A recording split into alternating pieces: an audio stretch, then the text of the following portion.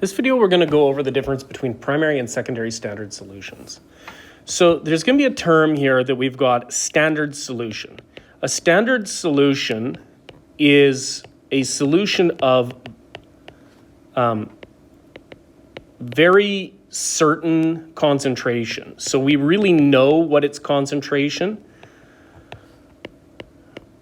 with high certainty.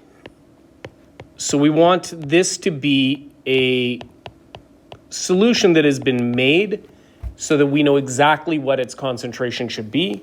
And so the process to make a standard solution is to know what the amount of certainty we've got is, and to make sure that all of the solute that we are expecting to be in the solution is in the solution, and that we have added the correct amount of solvent.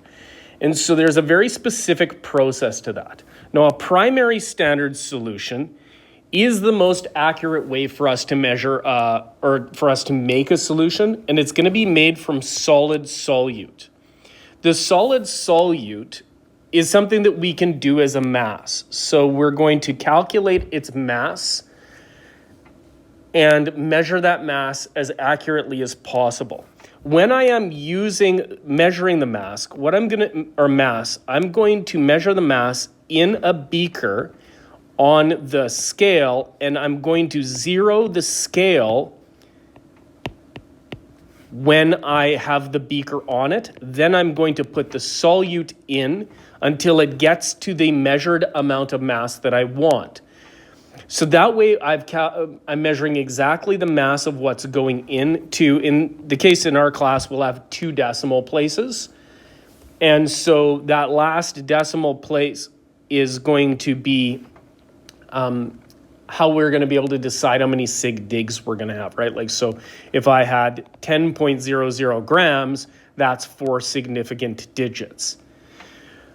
The accuracy of that is helped by knowing that all of the solute is in the beaker that I am going to start adding solution to, so that I don't have any that's being transferred from a weigh boat or something like that.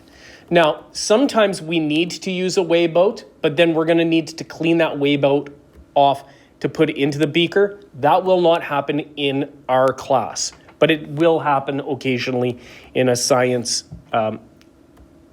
lab, I guess. So once we've got the mass in the beaker, we'll take the beaker off, and then I'm going to add half the volume of the solution.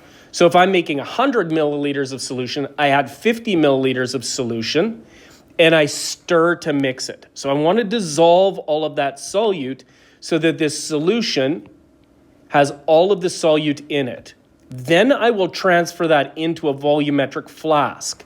Now, a volumetric flask is a very precise volume.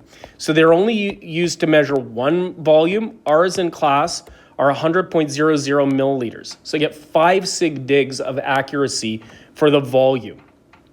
So I take that solution that we've made, transfer it in, and then what I'm going to do is I'm going to rinse out the beaker and transfer that into here as well, so that all of the solute goes in. Now, frequently, you're going to use a funnel to transfer it in, so then I'm going to rinse the funnel with water. That's the reason I only use half this amount of water, because I have to keep rinsing to make sure all of the solute gets into the volumetric flask.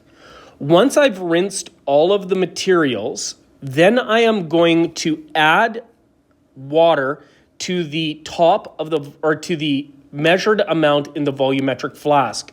So the 100.00 milliliter mark will have a specific mark on it. And what I want is, if this is the mark, I want the meniscus just to touch that mark. The little bit that's on the shoulders here is taken into account when they make the glassware. So this is a very precise volume, and because we did a precise mass measurement, we also have a very precise amount of solute as well as a precise volume of solution. That's how we can make a primary standard. I'll go over making a secondary standard, what the steps are in another video.